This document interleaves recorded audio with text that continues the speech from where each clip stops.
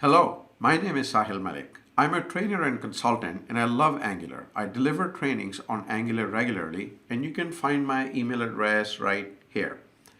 Here's another video making yet another Angular concept easy and simple to understand. As always, I look forward to your feedback. Thank you for watching. Now, Angular components can be nested with each other, and when they are being nested, they need to communicate with each other. In a separate video, I talked about the at input, uh, you know, decorator, where you have the ability for a component to be data bound into, right? So the component is listening, it is getting input. So you have a business object or a string or whatever that you can data bind into. But similarly, a component has the ability to talk out as well. Like say if it's an input element, it's got a button or it's got an event on it called click. So similarly, we can write our own output, tags that the consumer component can listen to.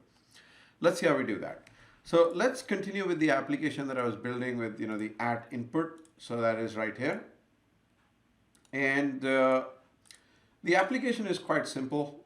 Basically, that I have two components here, to do and to do's component. Well, actually three if you include the app component.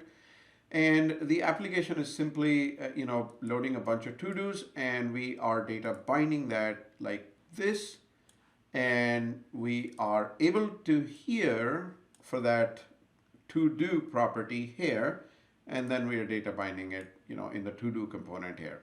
If you want to see this application built and running, check out my video on inputs with components. But now I'm going to enhance this application. So let's say boss comes around and says, you know what, you need to enhance this application. So I should be able to complete this to-do. Like in a checkbox, and I want to be able to hit, complete this to-do. How do we go about doing that?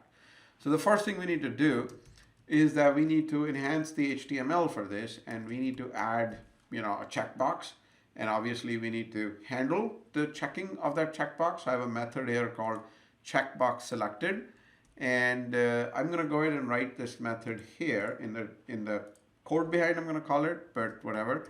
I'm going to say checkbox selected, and one of the things in this method that you can expect is that whenever the checkbox is selected or unselected, I want to toggle the state of to do.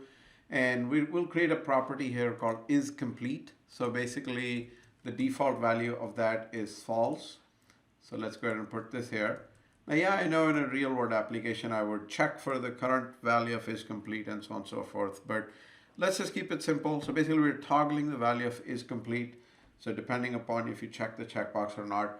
Not to mention that the checkbox checked value is already data bound to is complete. So basically what we're doing here is that depending upon the data coming in, it's either checked or not. And whenever I check or uncheck it, it is marking the to-do to be complete or is complete. But what I want to do now is that I want to inform the parent element, which is the to-do's component, this one here. I want to inform this guy that the to-do has changed somehow.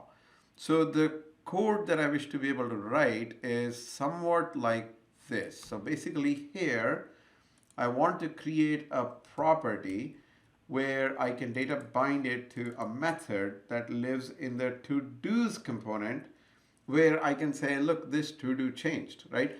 So let's finish this out, and then I'll go into the to-do component and finish that out. So to-do's component here needs to somehow know that, hey, what was the last to-do that changed? So I'm going to say, let's create a property here. So initially, obviously, the last to-do will be null. So actually, let's go ahead and add the is complete here as well. That will get rid of these squigglies. So basically, this last to do, has been completed, or whichever was the last to do that was communicated back to us. And if you remember here, I had a method here called select to do, and I'm going to go ahead and implement this here. And this method here basically is setting the value of whatever to do was communicated back into the last to do. So in the user interface here, now I can simply sort of data bind it, and I'm going to basically just show the user that, hey, this is the last to-do that changed. Okay, so again, just a quick recap what we've done. To-do component.html, I put a checkbox here, okay, and the checkbox selected here is toggling the to-do to be complete or not. And somehow, and this is the mystery element, somehow this to-do needs to communicate back to the to-dos component.html and needs to fill this guy here. So this to-do change, event needs to be implemented somehow. And this to-do change event is going to call a method called select to-do or selected to-do change. And here we are setting the value of last to-do like that. And this last to-do basically is data bound like this, and that is what we're showing on the surface of the page. Simple as that. Now, what is the magic sauce that I need to use to basically allow this element here to communicate back to the parent? So, child talking back to parent, how do we do that? It's very simple. I'm going to basically add two imports up here. So I'm going to say comma, and I'm going to say also go ahead and import output and event emitter. And in my to-do component, I'm going to go ahead and add an output called to-do change. Note that this name matches this over here, right? So that's the event we are creating. And obviously we need to sort of queue changes onto that event. And we're going to do that using this.to-do change.emit, and then which to-do has changed. And that's what we want to communicate back. And that's all you need to do. So let's go ahead and run npm start.